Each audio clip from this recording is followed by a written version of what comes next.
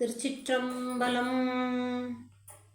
நேசம் நிறைந்த உள்ளத்தால் நீளம் நிறைந்த மணிகண்டத்து ஈசனடியார் பெருமையினை எல்லா உயிரும் தொலையெடுத்து தேசம் உய்ய திருத்தொண்ட தொகை மண்பணித்த திருவாளன் வாசமலர் மென்கலல் வணங்க வந்த பிறப்பை வணங்குவாம். தில்லைவாழ் அந்தனரே முதலாக சீர்படைத்த தொல்லையதாம் திருத்தொண்டர் தொகையடியார் பதம் போற்றி ஒல்லையவர் புராணக்கதை உலகறிய விரித்துரைத்த செல்வமளி குன்றத்தூர் செக்கிலார் அடி போற்றி.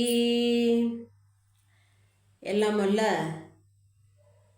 அங்கேற்கண்ணியுடனாகி ஆளவாய் சொக்கநாத பெருமானுடைய பெற்ற தனிப்பெரும் கருணையினாலும் நமது சமயக்குறவர்கள் சந்தானக்குறவர்கள் திருமுறை ஆசிரியர்களுடைய குருவர்களாலும் 63 நாயன்மார்களுடைய அருள் வரலாற்றை நாம் தொடர் சிந்தனையாக சிந்தித்து கொண்டு வருகின்றோம்.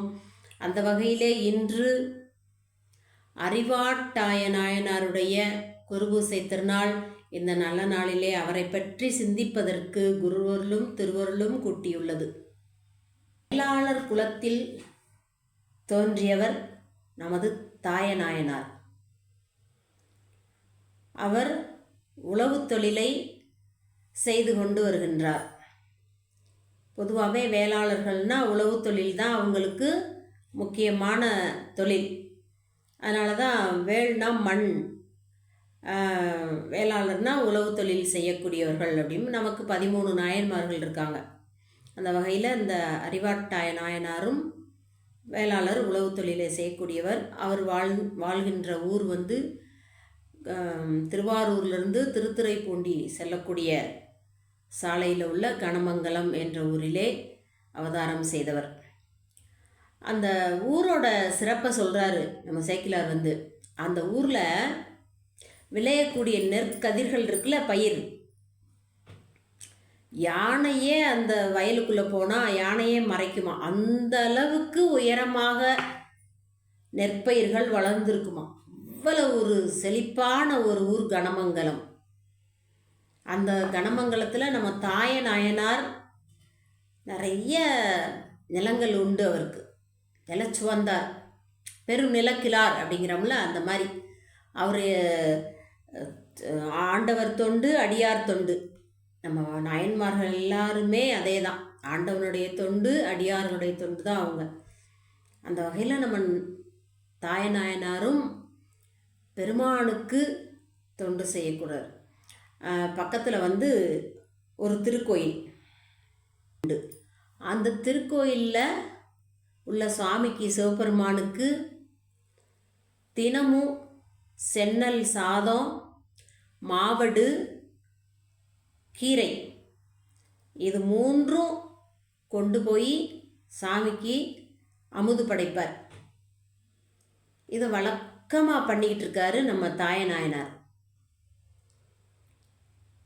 அப்போ சாமி என்ன பண்ணுறாரு, வழக்கமாக சாமிக்கு இந்த திருவமுது செய்து கொண்டு போய்கிட்டே இருக்காரு நம்ம தாயநாயனாரும் அவங்களுடைய மனைவியாரும். ஒரு நாள் சாமி என்ன செய்கிறாருன்னா, இவங்களுடைய பெருமையை உலகறி செய்யணும் அப்படின்னு திருவுள்ளம் கொள்கிறார் சாமி. சாமி எப்போவுமே நாயன்மார்களுடைய பெருமையை உலகறிய செய்ய வேண்டும் நினைப்பார். அதுதான் சோதனைன்னு நம்ம அறியாமல் சொல்லிக்கிட்டு இருக்கோம்.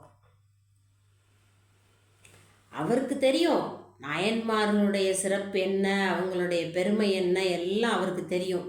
அவர் ஒன்றாய் வேறாய் உடனாக இருந்து இயக்கக்கூடியவர். அவருக்கு தெரியாமல் இருக்குமா? நம் போன்றவர்களுக்கு தெரியணும், உலகறிய செய்யணும். அப்படி இருக்க போய் தான் இன்றைக்கி நாம் அவரோட சிறப்பை நம்ம பேசிக்கிட்டு இருக்கோம். 1000 ஆண்டுகள் கடந்தாலும் பேசிக்கொண்டு இருக்கோம். அதுக்காக அந்த தாயநாயனாருடைய பெருமையை உலகறிய செய்யணும்னு சாமி நினச்சார். நினைத்த உடனே என்ன செய்தார்னா, செல்வமெல்லாம் மறைந்து போக செய்தார், குன்றிவிட்டது. அது மாதிரி தான் நம்ம இளையான்குடி மாறநாயனாரும் இதே தான். அவரும் வேளாளர், அவரும் உழவு தொழில், அவரும் அடியார்களுக்கு அன்னம்பாளிப்பு கொடுக்குறவர். இவர் சாமிக்கு தினசரி அன்னம்பாளிப்பு தொண்டு கொடுக்குறாரு. அவர் அடியார்களுக்கு அன்னம்பாளிப்பு கொடுக்குறவர். அவருக்கும் சாமி என்ன செய்தார்னா, அந்த வறுமை பதம் வந்ததுன்னு சொல்வார். அந்த வார்த்தை சிவபதம்னு சொல்வோம். சிவலோக பதம் பதமுத்தி, சா சாயுஜ்யம், சாலோகம், சாமீபம், அந்த மாதிரி பதமுத்தி சொல்லுவோம். அந்த மாதிரி வறுமை பதம் வந்ததுன்னு சொல்வார் நம்ம இளையான்குடி மாறநாயனார். அதே மாதிரி இவருக்கும் செல்வத்தையெல்லாம் குன்ற செய்தார் சாமி. அவர்கிட்ட சொந்தமாக இருந்த நிலங்கள்லாம் போயிடுச்சு. இப்போ என்ன பண்ணுறது? அவர் மனம் தளரல. நம்ம நாயன்மார்களுடைய சிறப்பு என்னன்னா, செல்வம் குன்றினாலும் அவர்களுடைய மனம் குன்றாது, வைராக்கியம் குன்றாது, அவங்க செய்யக்கூடிய காரியம் குன்றாது. அதுதான் அவங்ககிட்ட நம்ம பக்தி வைராக்கிய விசித்திரம். பக்தினா வைராக்கியம் இருக்கணும். வைராக்கியம் இல்லாத பக்தி சிறப்படையாது. வைராக்கியத்தோடு இருந்தனால தான் நம்ம நாயன்மாருடைய பக்தி எல்லாம் சிறந்த பக்தியாக இன்றும் நம்ம பேசுகிறோம். தாயநாயனாருக்கு வறுமை பதம் வந்தது. ஆனால் அவர் மனம் குன்றலை, சலிக்கலை. உடலில் தெம்பு இருக்குல்ல, சாமி நல்லா நம்மளுக்கு கை காலெலாம் கொடுத்துருக்காரு, நல்லா இருக்கும் அப்படின்னு சொல்லிட்டு என்ன பண்ணார்னா, கூலிக்கு கருதறுக்க போனார், வேலை செய்ய போனார். சொந்த ஒரு நிலச்சி வந்தாராக இருந்து அதெல்லாம் போய் கூலிக்கு வேலை செய்கிறதுக்கு போயிட்டார். அதுக்காக மனம் சோறல். அவர் அந்த கூலிக்கு வேலை செய்து அதன் மூலமாக வரக்கூடிய அந்த நெல்லை செந்நெல்லாக இருந்தால் சாமிக்குன்னு வச்சுருவார். ஏன்னா அவர் சாமிக்கு தினம் என்ன கொண்டு போகிறாரு? செந்நெல், மாவடு, கீரை, செங்கீரை, இந்த மாதிரி 3 பொருள்களை சாமிக்கு தினம் அன்னம்பாளிப்புக்கு கொண்டு போகிறார், அமுது செய்கிறதுக்கு கொண்டு போகிறார். அப்போ இந்த கூலியாக கிடைக்கக்கூடிய நெல் செந்நெல்லாக இருந்தால் இது சாமிக்கின்னு வச்சிடுறார். இது மாதிரி இன்னொரு நாயனார் வச்சார். யாருன்னா நம்ம கோட்புலி நாயனார். செந்நெல்லாம் ஒரு சேமிப்பு கிடங்கில் சேமித்து வச்சார். போர் வந்துருச்சு, போருக்கு போயிட்டார் வடநாட்டுக்கு. இந்த செந்நெல் சாமிக்கே உரியது, அவருக்கு மட்டுமே நைவேத்தியத்துக்கு உரியது, அமுதுக்கு உரியது. இதை யாரும் எடுத்து பயன்படுத்தக்கூடாதுன்ட்டு போனார். அவர் போர்லேருந்து திரும்பி வரங்குள்ள இந்த பஞ்சம் வந்துருச்சு. பஞ்சம் உணவுக்கே ரொம்ப கஷ்டப்படும் பொழுது அவருடைய இல்லத்தில் இருக்கக்கூடிய மனைவி, மக்கள், குழந்தைகள், பேரன், பேத்தி அப்படி இருக்கவங்க எல்லாம் அந்த நெல்லை எடுத்து சமைச்சு சாப்பிட்டாங்க. அவருக்கு வந்ததே கோபம். வந்தோடனே கேள்விப்பட்டாரோ இல்லையோ எல்லாரையும் வீட்டுக்கு வர சொல்லி கதவை பூட்டிட்டார். யாரெல்லாம் பெருமானுக்கு அமுதுக்கு வைத்திருந்த செந்நெல்லை அரிசியாக்கி சாதமாக்கி உண்டார்களோ அவர்களை எல்லாம் வாளால் வெட்டி வீழ்த்தினார். ஒரு சிறு குழந்தை, பேர குழந்தை. அப்போ ஒருத்தர் சொல்கிறாரு, ஐயா அந்த குழந்தை அரிசியை சாப்பிடலையே, இந்த அரிசியை உண்ட தாயாருடைய பாலை அருந்தது இந்த குழந்தை, அருந்தியது இல்லையா, பால் குடிக்குது இல்லை தாய்ப்பால். அப்போ இந்த குழந்தையும் தான் கொல்லணும்னு கொண்டுட்டாராம்.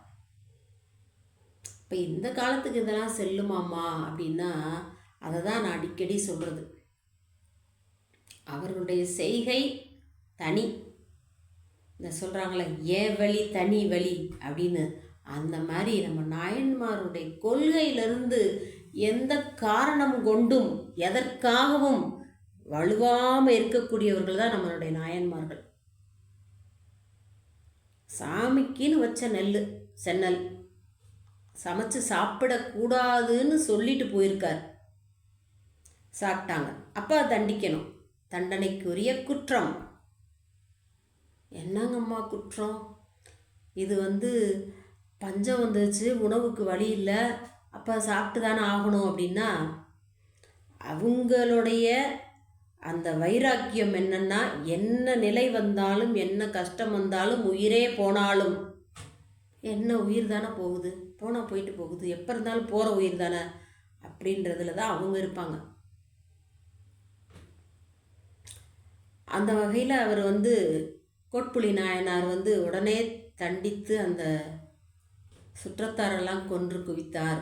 அந்த சாமிக்கு திருவமுதுக்காக வைத்திருந்த செந்நெல்லை உணவாக்கி உண்டதுக்கு. இப்போ இவர் வந்து இந்த கூலிக்கு வேலைக்கு போகிறார்ல கருதற்க, அங்கே கிடைக்கக்கூடிய சென்னல்ல எல்லாம் இது சாமிக்கு திருவமுதுக்குன்னு சேமித்து கொண்டே வர்றார்.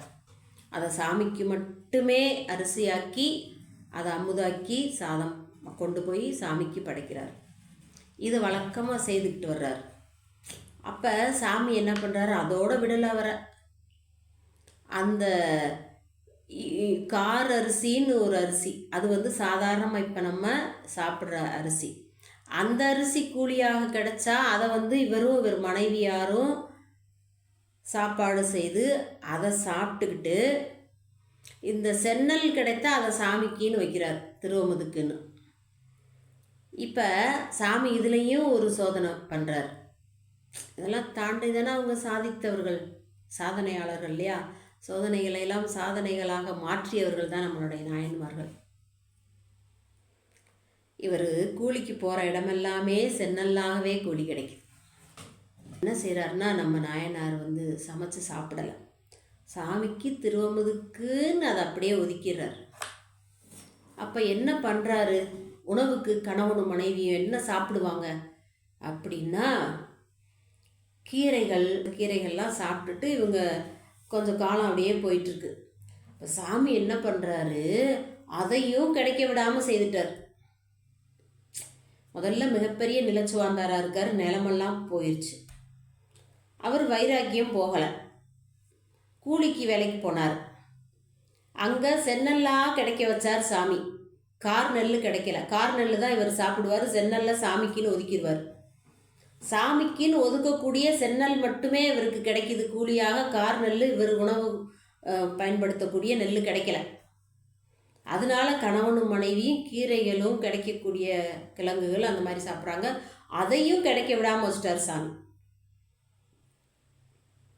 என்னங்க இவரெல்லாம் ஒரு சாமியாங்க, இவரையே நம்பியிருக்கோம், மற்றொரு தெய்வம் கனவிலும் நினையாது, இப்படி பண்ணலாமாங்க அப்படின்னு நாம் நினைப்போம். ஏன்னா நம்மளுடைய சிற்றறிவுக்கு அந்த மாதிரி தான் வேலை செய்யும். அவங்கெல்லாம் அப்படி நினைக்க மாட்டாங்க. எது வந்தாலும் என் செயலாவது யாதொன்றும் இல்லை, இனி தெய்வமே எல்லாம் முன் செயலே என்று உணரப்பெற்றேன்னு இருப்பான்.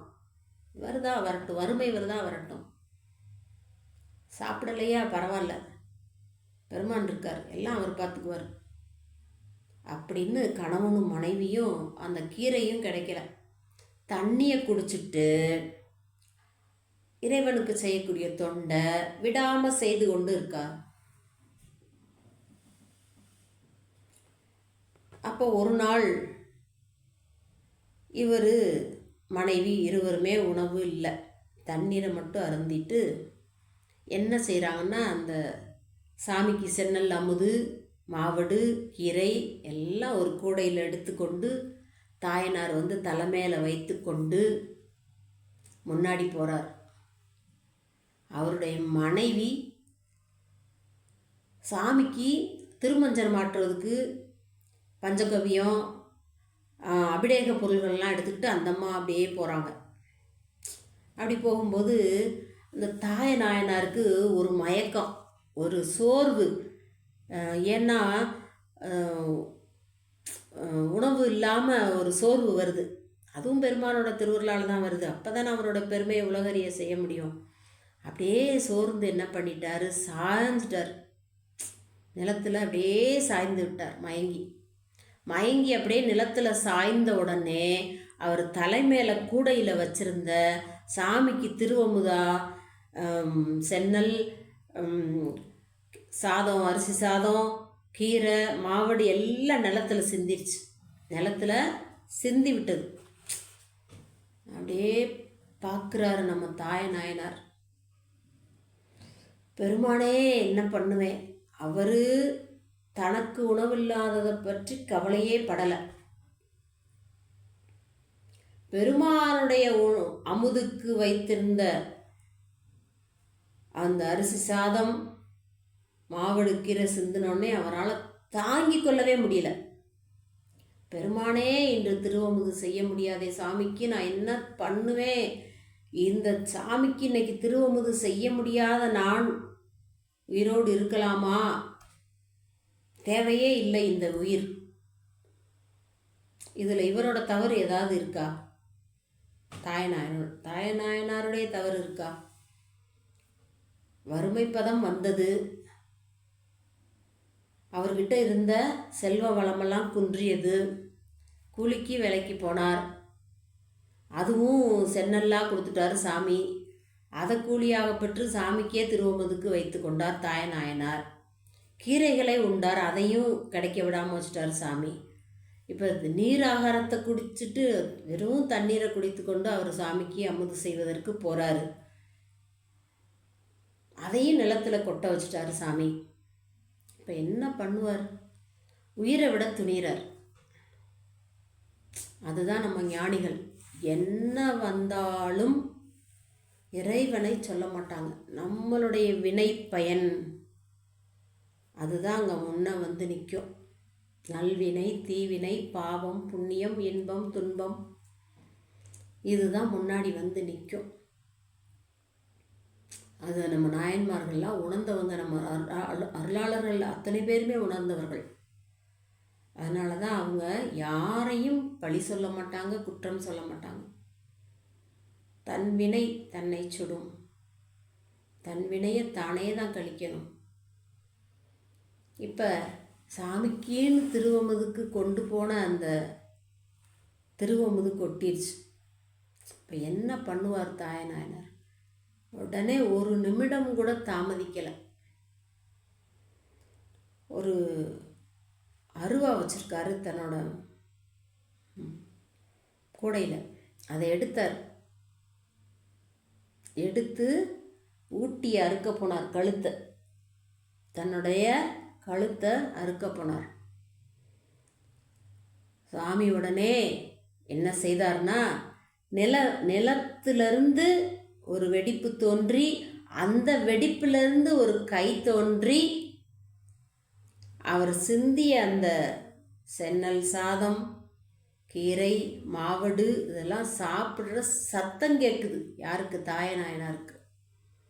அதெல்லாம் சேக்கிலார் அந்த வார்த்தையை போடுறார். அவர் அந்த மாவடு வெடுத்து வெடுக்கு வெடுக்குன்னு கடிச்சாராம். அதுக்கு ஒரு வார்த்தை போடுறார், விடேல் விடேல்னு கேட்டுச்சு அப்படின்னு. அப்படி கேட்ட உடனே தாயநாயனார் பார்த்தாரு, நிலவடிப்புலேருந்து ஒரு கை வந்து அவர் சிந்திய அமுதெல்லாம் எடுத்து சாப்பிட்றத பார்த்தார். ஆஹா, பெருமான் வந்து.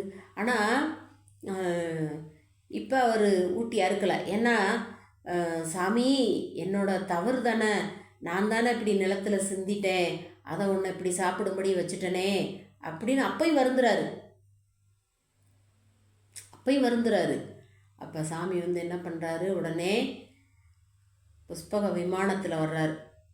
ஒரு விமானத்தில் வந்து இந்த தாயநாயனாரையும் அவருடைய மனைவியாரையும் சிவலோகத்துக்கு அழைத்து கொண்டு சென்றார். அந்த நாள் வந்து இந்த நாள் தான். தை மாதம், திருவாதிரை நட்சத்திரம்.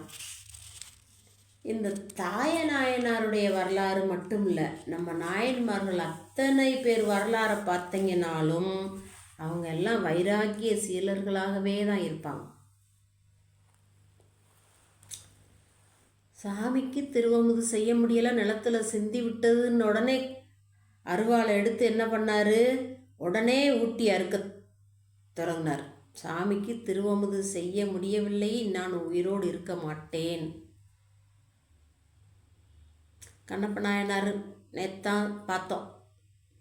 தை திருவாதிரை, தை மிருகசீரிடம், இவர் தை திருவாதிரை. அவர் சாமிக்கு கண்ணில் உதிரம் வந்த உடனே அவர் அவ்வளவு பாடுபடுறார். பார்க்குறோம் நம்ம நாயன்மார்கள்லாம். நாமெல்லாம் எப்படி பார்க்குறோம், அவங்க எப்படி பார்த்தாங்கங்கிறத பார்க்கணும். நாம் சிவலிங்க திருமேனியை திருக்கோயிலுக்கு போகிறோம், சதாசிவ திருமேனியை தரிசிக்கிறோம், திருமுறைகளை பாடுறோம், திருமுறை முற்றோதல் வைக்கிறோம், வந்துடுறோம், திருநீரை பூசிக்கிட்டு பிரசாதம் வாங்கிட்டு வீட்டுக்கு வந்துடுறோம். அவங்கெல்லாம் சாமியை உயிரோட்டமாக பார்த்தாங்க. திருவமுது செய்ய முடியலைன்னா உயிரை விட துணிகிறாங்க. அப்போ அவங்களோட மனநிலை எப்படி இருக்குது, நம்மளுடைய மனநிலை எப்படி இருக்குதுன்னு ஒப்பிட்டு பார்க்கணும். நாமளாக இருந்தால் என்ன பண்ணுவோம், சிந்திரிச்சு என்ன பண்ணுறது, அது நம்மளோட தவறு ஒன்றும் இல்லையே அப்படின்னு நம்ம சாதாரணமாக எடுத்துக்கிறோம். ஆனால் நம்ம தாயநாயனார் அப்படி எடுக்கலை. சாமிக்கு திருவமுது செய்ய முடியலைன்னா நாம் இந்த உயிர் இருந்து என்ன பிரயோஜனம்னு முடிவெடுத்தார். ஊட்டிய அறுக்க துணிந்ததுனால தான் அவருக்கு அறிவாட்டாயநாயனார். தாயநாயனார் அறிவால் எடுத்து ஊட்டி அறுக்க துணிந்ததுனால அறிவாட்டாயர். எஞ்சாத வாட்டாயன் அடியாருக்கும் அடியேன். செயற்கரிய செய்வார் பெரியார். நம்மளுடைய நாயன்மார்கள்லாம் செயற்கரிய செயல் செய்த பெரியவர்கள். பெரியவர்களோட வரலாறை சொல்கிறதுனால தான் பெரிய புராணம். வெறும் 4256 பாடல் தான் இருக்குது. ஆனால் பெரிய புராணம்னு பேர் வந்திருக்கு. 1,00,000 பாடல்கள் இருக்க நூலுக்கெல்லாம் அந்த பேர் வரலை.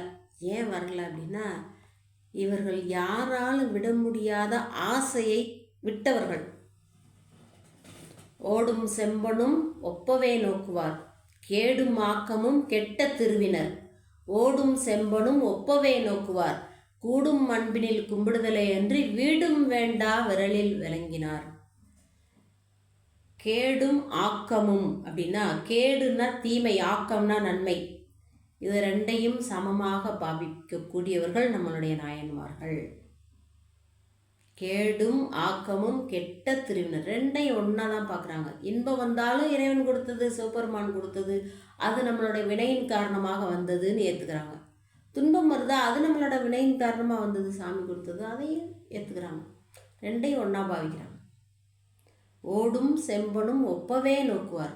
அந்த இடத்துல தங்கமே கிடந்தாலும் சரி, ஓடு கிடந்தாலும் சரி, ரெண்டையும் ஒன்றா தான் பார்க்கக்கூடிய மனப்பக்குவத்தில் இருக்கக்கூடியவர்கள். நம்மளுடைய அப்பர் சாமிகள் வரலாற்றில் நடந்த நிகழ்வு, திருப்புகலூரில் திருக்கோயில் குளத்தை தூர் வர்றாரு அப்பர் சாமிகள். என் கடன் பணி செய்து கிடப்பதேன்னு இருந்தவர்.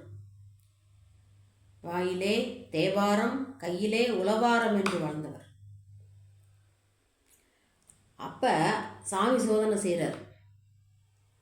அந்த குளத்தை தூர்வாரும்போது நவரத்தினங்களும் மணிகளும் பொண்ணும் மணியும் வருது. சேரு சகதியோடு அள்ளி வீசினார். எல்லாம் ஒன்று தான், எனக்கு சேரும் சகதியும் ஒன்று தான், நவரத்தினமும் முத்து மாணிக்கம் எல்லாம் ஒன்று தான் போட்டார். பெண்களை அனுப்பி விட்டார் தேவலோகத்திலிருந்து. நெஞ்சம் உமக்கே இடமாக வைத்தேன், நினையாது ஒருபோதும் இருந்தறியேன். இந்த நெஞ்சம் யாருக்கு தெரியுமா? சிவபெருமான் ஒருத்தருக்கு தான். சென்று விடுங்கள்ன்ட்டார். பேர்பட்ட வைராக்கியமானவர்கள் தான் நம்முடைய நாயன்மார்கள். அவருடைய வரலாறை பேசுவதற்கும் சிந்திப்பதற்கும் கேட்பதற்கும் நாம் மிகப்பெரிய புண்ணியம் செய்திருக்க வேண்டும். சாதாரணமாக பேசிட முடியாது நாயன்மார்கள் வரலாறு. சாதாரணமாக கேட்க முடியாது. எல்லாரும் கேட்க மாட்டாங்க. இந்த அம்மா வேறு எதையோ ஒன்று பேசி அறுத்துக்கிட்டு இருக்கு, தள்ளி விட்டுருவாங்க. சும்மா அந்த அம்மா வந்து பேசிக்கிட்டே இருக்குது, என்ன பேசுனே தெரியல அப்படின்னு தள்ளி விட்டுருவாங்க, புரியாது. அதெல்லாம் வந்து மிகப்பெரிய புண்ணியந்தான். கேட்க கேட்க கேட்க வினை கழியும், பேச பேச பேச வினை கழியும், பாட பாட வினை கழியும்.